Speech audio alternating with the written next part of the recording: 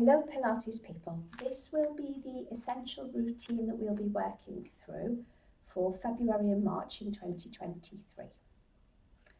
So I'd like you to start in standing, legs in parallel, pelvis in neutral so that the three bones of the front of the pelvis are flat and level vertically because we're vertical. Core muscles engaged, breastbone lifted and shoulder blades drawn back and down. Bringing the palms together, take a breath in and reach the fingers towards the ceiling. Make sure you keep a nice strong connection rib cage to pelvis. Breath out, circle the arms. And again, breath in, just like a bulb pushing up from the soil as the fingers extend to the ceiling. And breath out, circle the arms, releasing to the side. Now, elevation and depression of shoulder girdle. You're breathing in to lift your shoulders towards your ears, breathing out to slide your shoulder blades down towards your buttocks. Breathing in to lift and breathing out to lower. Keeping the shoulder girdle stable, i.e. drawn down the back and slightly back, is one of our basic principles of Pilates. At the moment, we're just limbering up the shoulder girdle, going through the full range of elevation and depression. We'll make this our last one. And then we're doing a double heel raise, keeping your legs parallel as you peel your heels off the mat and release them back down to the mat. As you peel your heels off the mat, you're heading towards your big toe, making sure that you don't rotate out towards your little toes like this, because then you'll change the alignment in the hips. So it's straight up and straight down. And then if you can, layer in your elevation of your shoulder girdle at the same time as you float up into your heel raise. Lower down, draw the shoulder girdle down the back. We'll do that a couple more times. Breathing in to float the shoulders towards the ears. Breathing out to release down.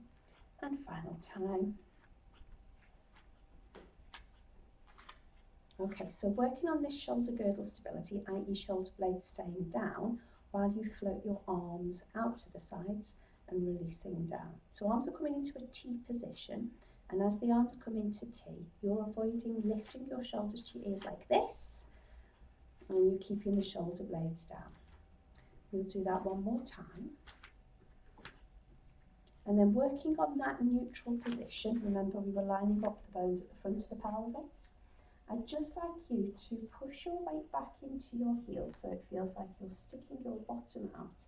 Now this movement is called a hip hinge, and then come back up to standing. If you happen to have a broom handle handy, we've used these in class before to help you assess standing in neutral and remaining in neutral. And when you do your hip hinge, you should be in your neutral position as you lean forwards. Your hip hinge should go no more than 45 degrees from the vertical. So please don't come all the way down to here like this, okay? This is a 90-degree angle, yeah?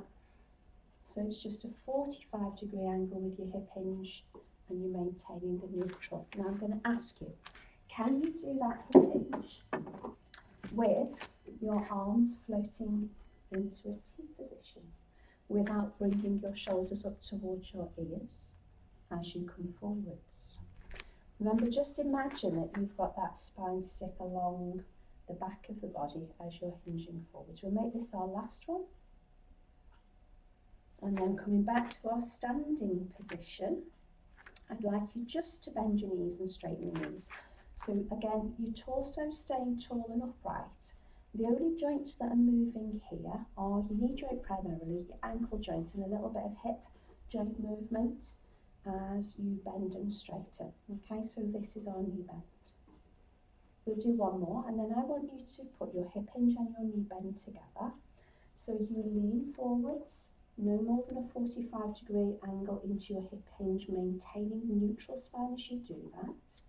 You bend your knees, you straighten your knees, and you come out of your hinge.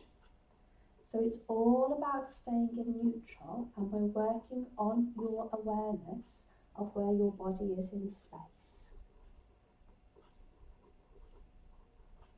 As we're staying in the neutral, we want to have engagement through our core muscles, so our deep pelvic floor and our transverse abdominals. And if you can, let's layer in an arm line, so keeping the shoulder girdle stable, hip hinge forwards, float the arms up to T, bend the knees, bring the arms forwards, straighten the knees, come out to your T position, come out to the hip hinge, arms float down. So we hip hinge forwards as the arms come to T, bend the knees, reach the arms forwards, straighten the knees, arms come back to T, come out to the hip hinge, arms float to the side. So this is scapular stability that I would like you to be working on. You're moving your arms only, and your shoulder girdle stays still. When we finish this one, we'll be moving our legs into a wide leg stance. Turn your toes out and stand as wide as you feel comfortable to do this movement. Take the arms into a T position, again without lifting your shoulders towards your ears. And then just gently sway side to side, so you're developing a dynamic inner thigh stretch down the straight leg. We're going to hold it on this side, take support onto the thigh, reach and flow over into a side stretch, moving directly to the side, not rotating forwards, not rotating back, and make this leg stay nice and strong, staying in the bent knee position. We'll do one more side stretch this way, and then we'll reverse it, we'll go the opposite way. So we shift the weight we support, and we flow over into the side stretch. Elbow stays long, don't let your elbow do this as you come over into the side stretch. So it's a lovely long reach through the fingertips, 2 more side stretches, and final one. And then we'll release from our sway and walk our legs in. Now if you're in the studio, you'll be using the mat this way with your next movement pattern. So just set into your neutral position, peel your heel off the mat, keep this neutral, and raise your knee, making sure that you haven't gone into a posterior pelvic tilt, and neither have you swayed your weight back onto the heel. Release that down and do that on the opposite side. Pelvis stays level as you do this movement pattern. It's called a foot pedal, and then into a knee lift. Now stay with that as your baseline. If you can add a double arm float on a stable shoulder girdle into your foot pedal and your knee lift, please do so. If you need to go to the wall for support to do your knee lifts in order to keep your torso tall, that is absolutely fine. So for you, if a better position for you to be in posturally when you're doing this is to hold onto the wall, so you don't have to worry about kind of looking down to see where your legs are, because this is not a great position for your back to be in. And neither is this a great position, because this really strains your neck. Then use the wall so that you can stand tall. Your progression is to go from your foot pedal into your knee lift, and then a little bit of a bow and arrow arm. So you're rotating to the side, turning to the centre, releasing down, doing that on the opposite side. Foot pedal into knee lift, bow and arrow arm to rotate side, back to centre, releasing down, elbow side on, foot pedal to knee lift. So nothing changes about the neutral, nothing changes about the shoulder girdle. We'll rotate, return, release down. We'll make this our last one, foot pedal into knee lift. And then we'll rotate, return and release down. Okay, we're going to work on flexing the spine. Now for some of you, you'll find that if you're managing a disc issue, this is not an appropriate movement for you to do. So I would like you to flex your spine by going down onto your mat like this and doing your cat stretches with your flexion and extension. Okay. For those of you who are happy with rolling down with spine flexion, find a wall to lean against. This one's quite cold. Get your head, your shoulder blades and your sacrum against the wall with your knees bent, and then peel forwards off the wall to unstack the spine. I want you to feel what this feels like, just to stretch your spine out only. Roll back up again. So your pelvis stays still against the wall. Now, can you do that when you're standing? So imagine you've the wall behind you. Flex the spine, peeling forwards off the wall. Now, because there's no physical wall, it's quite easy for you to sway your weight backwards, so your bum ends up back here, but you will have knocked your wall down if that's happened. So our legs should stay nice and vertical when we do our partial roll down. And it might even feel like your weight goes forwards into your toes to keep the nice vertical straight leg. This time we'll do our partial roll down, we'll add a hamstring stretch, and we'll take it into our full roll down, and we'll join the rest of the people who were flexing and extending their spine by being in their cat stretch position. We'll just do a couple of cycles of cat stretches. Remember, you can do them with both ends of your spine moving simultaneously. So you tuck your tail between your legs at the same time that you tuck your chin towards your chest. For more segmental control, a little bit of a challenge to think about your movement, you can move from the tailbone towards the head. So you've got this segmental mobilization. You still end up with the same degree of flexion and extension when you do that segmentally. It just tends to be a little bit easier to do both ends at the same time, a little bit more challenging in terms of your movement pattern to do both ends separately. We'll make this our last time. Finishing an extension, you're going to soften to your neutral. So imagine you've got that plank of wood balanced along the back of your body again, that spine sticks there. Keep your chin pulled back into retraction. Flex your toes if appropriate, if not you can keep your feet down to the mat, and then zip and hollow into your core muscles.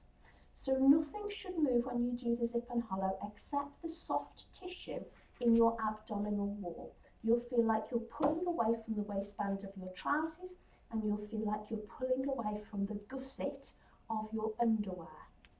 So keep that feeling of pulling away. Can you maintain neutral spine, stable shoulder girdle, neutral head and neck position as your knees float onto the mat, off the mat I should say. And can you keep your core muscles pulled in this position for 10 more seconds? 9, 8, 7, 6, 5, 4, 3, 2 and 1. Resting the knees down, we're releasing onto the mat to work through breaststroke preps. Now it's ideal if you pop a little pad underneath your head to do your breaststroke preps, as it gives you a space to breathe into. I see so many people in class doing this. Drives me mad, chin to the mat, extended neck, we don't want to see that. So, forehead onto the pad, neutral neck, W arm, legs straight and parallel, heels pointing to the ceiling. That might feel strange to keep your legs in that position, but go with it. Work against gravity, zip and hollow into core. Exhale, draw your shoulder blades down your back, that's scapular depression. And then from the neck and the upper back, we're peeling into extension. Releasing the extension, releasing the scapular depression. So exhale to slide the shoulder blades. Inhale, peel into a gentle cervical, that's our neck, and thoracic, that's the back of the rib cage, extension. Release the extension, release the shoulder girdle. Your forearms should stay on the mat, but very, very, very light as you're working through your stage 1 prep. And to test that your muscles are working at the top point, see if your body can hold the position as you just take your hands off. And that'll tell you whether or not you've just been pushing yourself into extension without your muscles working. We'll make this our last one. And then we'll be moving into the hands by hips position for our stage 2 prep. Palms face the ceiling. Stage 2 is scapular retraction, shoulder joint rotation, and a gentle increase in lumbar curve. Release the lumbar curve, release the shoulder girdle. Neck should stay neutral, so you shouldn't see anything except your mat, your pad, as you're coming up. As a teacher, Harriet and I are looking for creases in your neck when you're doing this. And if we see any creases appear, we know that you're moving your head and you're bringing your neck into extension. So keep that look down. It'll feel like it's working here. It'll feel like it's working here. We'll make this our last time through. And then our stage 3 prep, we're getting rid of the pad, popping our hands underneath our forehead, zipping into our core, floating just up off the mat, maintaining the core zipped, release down. And again, floating up. Now the zipping into the core is really important with everything that we do in Pilates. When we engage pelvic floor and transverse abdominals, we're making everything in the abdominal cavity fit into a smaller surface area. And we're trying to keep it in that smaller area while we do our exercises. We'll make this our last one. And then we're going to have a lovely stretch back into shell. So pop your hands under your shoulders, push yourself off the mat using upper body strength and sit back into your shell stretch position. And we're going to work the pelvic elevator. Now, when we practice the pelvic floor muscles in shell position, that allows us to know that we're not clenching our buttocks and know that we are working those muscles effectively. I want you to imagine a lift and 3 floors in the lift. So as we pull the pelvic floor up, we're going to floor 1. We want to go pelvic floor working at 1/3 of its maximum. Floor 2, pelvic floor works at 2/3 of its maximum. Floor 3, pelvic floor works at 100%. And then we're trying to go down. This is the toughest bit. Pelvic floor releasing to floor 2, releasing to floor 1, and releasing to the ground floor. We're going to release out of our shell position and roll ourselves up into a high kneeling position. Step 1 leg forwards and tuck our tail between our legs. So that's using your pelvic tilt as a means to drive stretch into your hip flexor. Keep lifted through the chest as you do that. And then we'll release and switch legs, taking the opposite leg into the hip flexor stretch. Release the pelvic tilt, transition through to seated for the next exercise. Now, if you're managing any disc issues, I would like you to hold on to the backs of your legs for this exercise. If you are not managing disc issues, I would like you to float your arms and flex your spine forwards. Okay, zip and hollow into your core muscles, and as you exhale, roll your pelvis away from your thighs. Inhale, roll up. Exhale, roll your pelvis away from your thighs, and inhale, roll up. Now this movement pattern is just a basic half roll back if you're working with your arms extended. If you're working holding on, you'll be doing a pelvic tilt and sitting up to neutral from your pelvic tilt. We'll make this the last one, and then we're going to take it down to the mat where we'll be working on our ab prep. So get yourself to the mat in a way that is safe for you to get down, and line yourself up in your crook lying position, taking time to make sure that your legs are in parallel. So your ankle joints, knee joints, hip joints line up with each other, and you have a right angle at your knee. Your pelvis is in neutral. Your pubic bone and hip bones lie flat and level to each other horizontally now because we are horizontal. And you'll have a degree of curve in the back, and that will be different to all of us, okay? If your neck feels at all strained when you lie down, a little pad underneath your head should just give you a better position with your head on top of your spine. So breathing in, zip and hollow into your core muscles. Gently rock your head into your chin tuck position. Keep your core engaged as you breathe out and float your head, your shoulder blades and your arms just up off the mat. Your pelvis should still be neutral, and you should still have a gentle curve underneath your lower back, and we are strengthening the muscles to hold the neutral. It's really important that you get this basic one right. Release it down. Let's do that again. Engaging your core muscles, rock your head. Exhale, raise head and shoulder blades off the mat. So your rib cage will drop about 1 centimetre towards your hip bones when you come up to the top of the ab prep. Your tummy muscles should stay flat. Make sure you're not getting a gap or separation between them. Releasing down, engaging your core, rocking your head. Exhaling to raise. Inhaling to hold. And exhaling to lower. So we need the ab prep, this point here, for our 100. We'll make this our last one. And then we're going to come to a single tabletop position with one leg.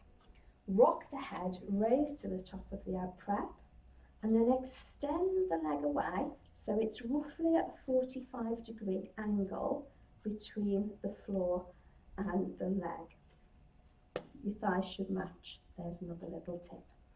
Let's do 50 beats. Breathe in, 2, 3, 4, 5, out, 2, 3, 4, 10, in, 2, 3, 4, 5, out, 2, 4, 20, in, 2, 3, 4, 5, out, 2, 3, 4, 30, in, 2, 3, 4, 5, out, 2, 3, 4, 40, in, 2, 3, 4, 5, out, 2, 3, hold 50, bring the knee back into tabletop, release it down, release from the top of the ab prep, left leg.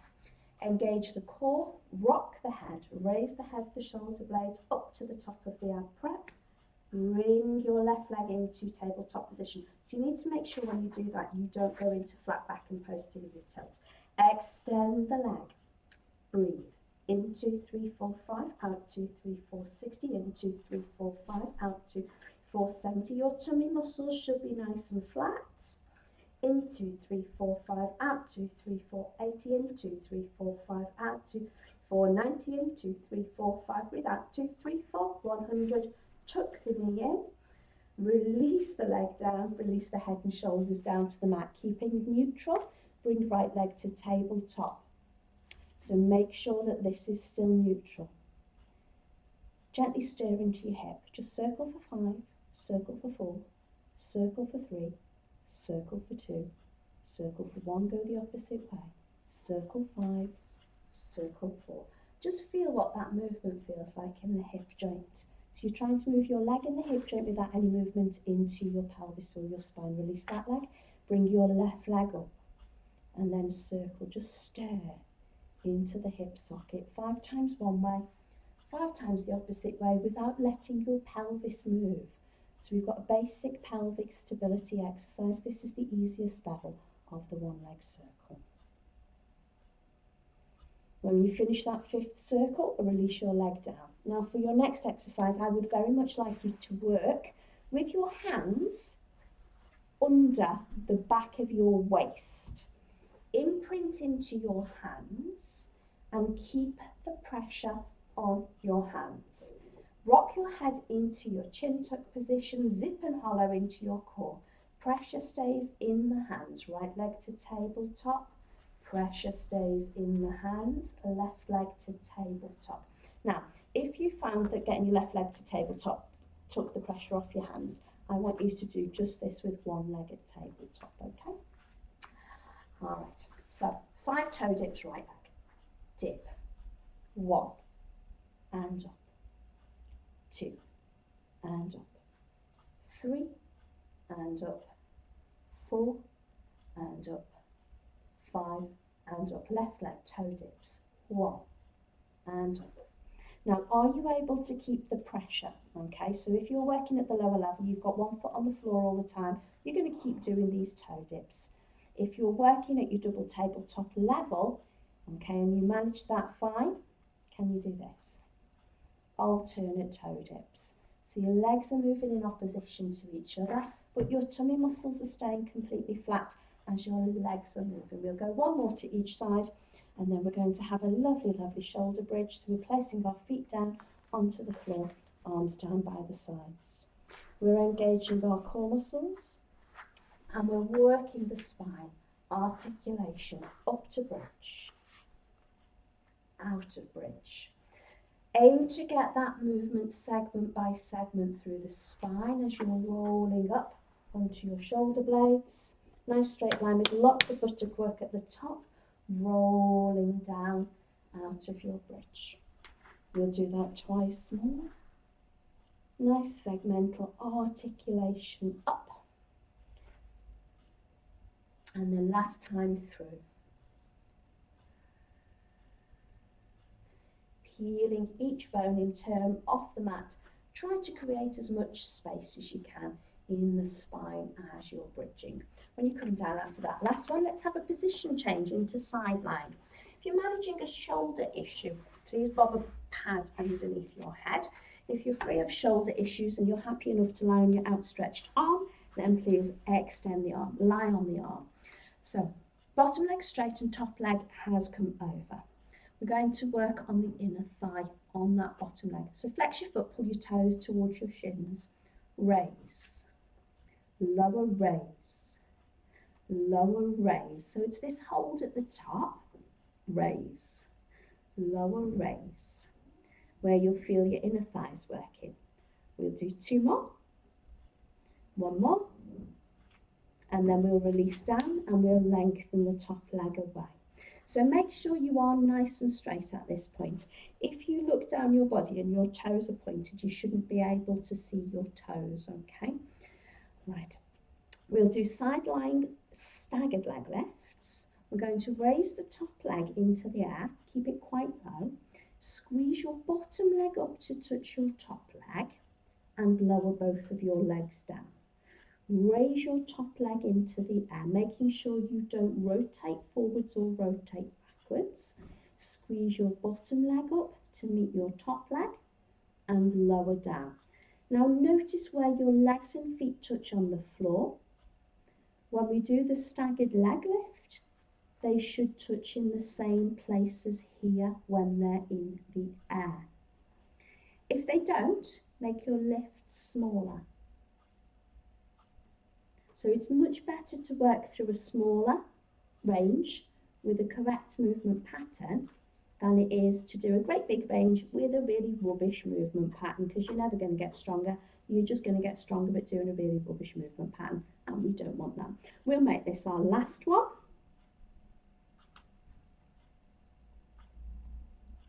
And then we will be moving on to side bends. So we're going to push ourselves up into, I call this a side saddle position. I'm going to describe it as being in a very, very shallow V position, where your bottom is the point of the V, your hands and your feet are the top points of the V, okay?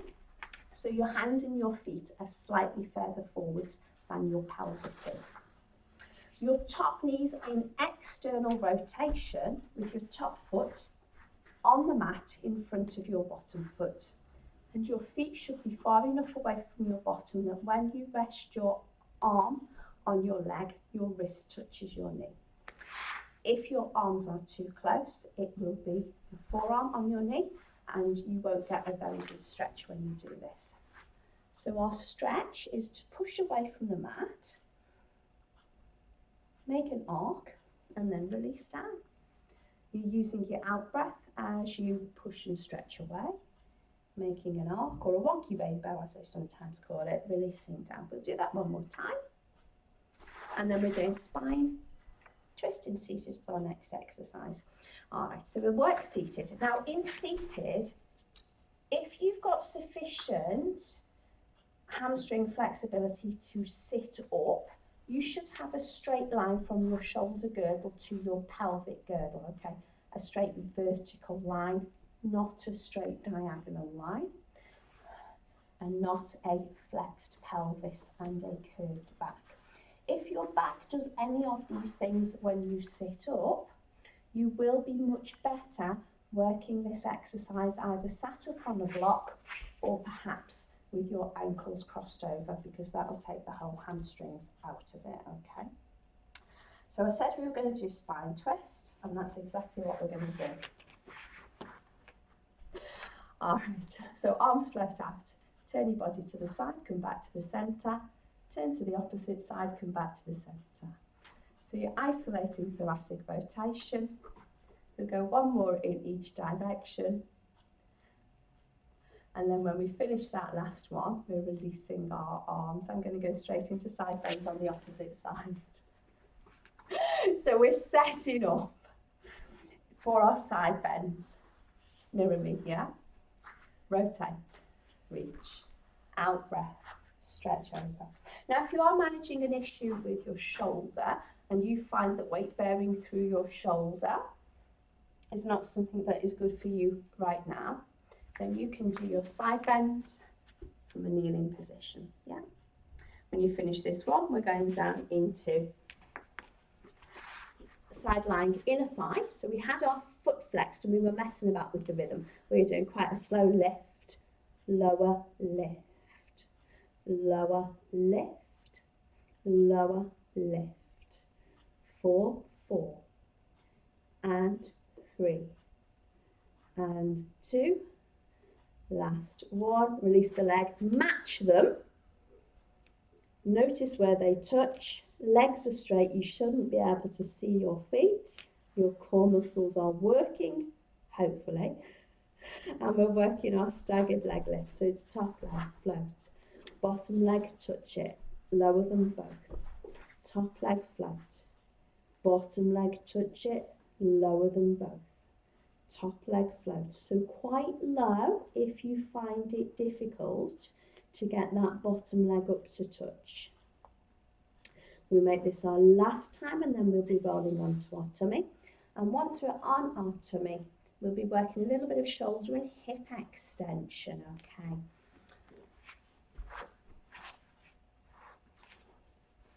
Extend your arms into the overhead position. If the overhead position does not work very well for you because you're managing a shoulder issue, do hands down by your sides. So for shoulder and hip extension, we're going to work on the diagonal. Okay. It's a straight leg lift. Pelvis stays neutral. And the arm floats up. Because you're face down, you can get really nice effective core work against gravity by pulling your navel towards your spine as you do your swimming preps. A little tip to help you keep your leg straight when you lift it is to tighten the thigh and clench the buttock. We'll make this the last time on each side.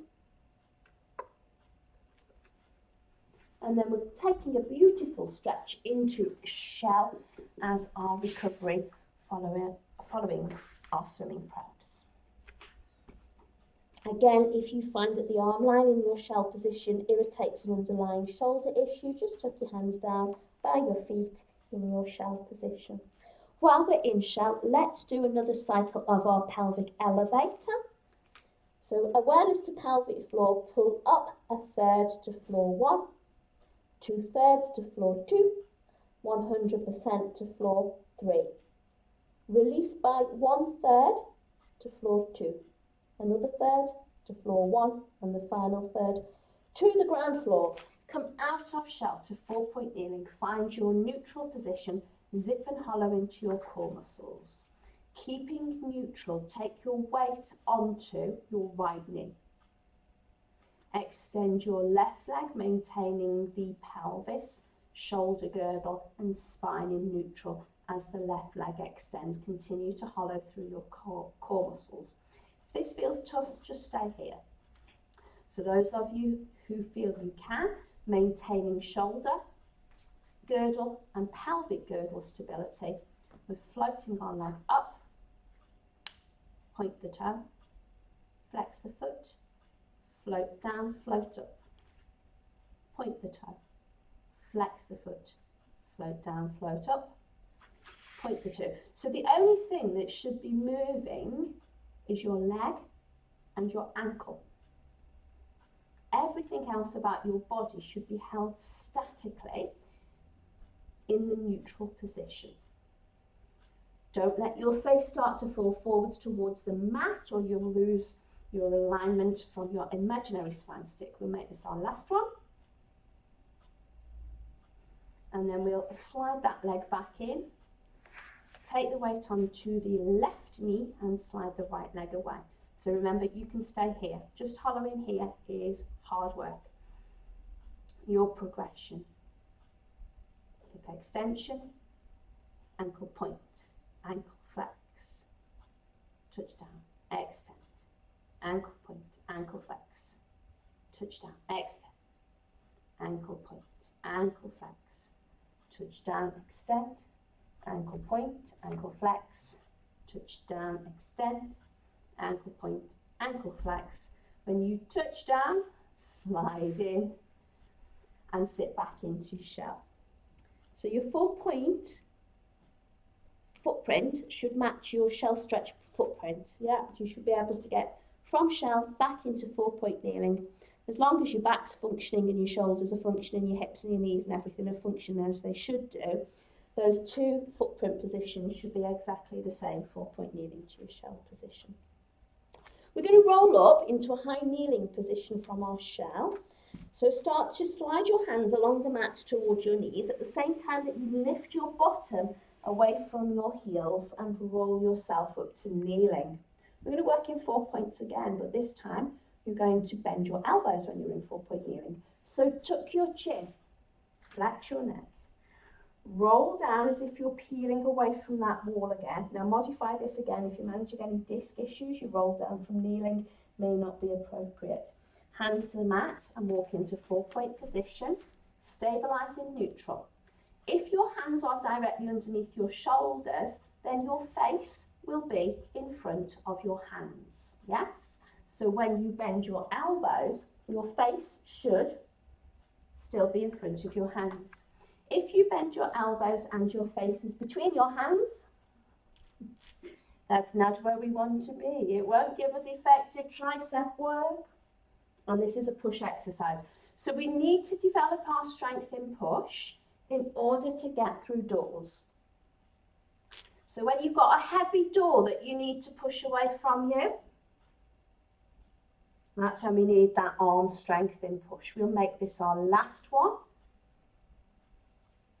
Now, amazingly, our footprint for 4-point kneeling and the inverted V are also exactly the same. So if you can get from your 4-point position into your inverted V without moving your hands or your feet, then you're doing beautifully. Once we're there, alternate calf stretches. Now, this will not suit everybody, so if it doesn't suit you, use lunge as a functional movement to stand up, do your calf stretches in standing. One more to each side, and then press the heels to the mat. Walk your hands along the mat towards your feet, bend your knees if you need to. Scoop into your core muscles and roll yourself up to stand. Step your right leg forwards, drop your knee, tuck your tail between your legs. Keep the chest lifted and take your hand in between your shoulder blades to do your triceps stretch.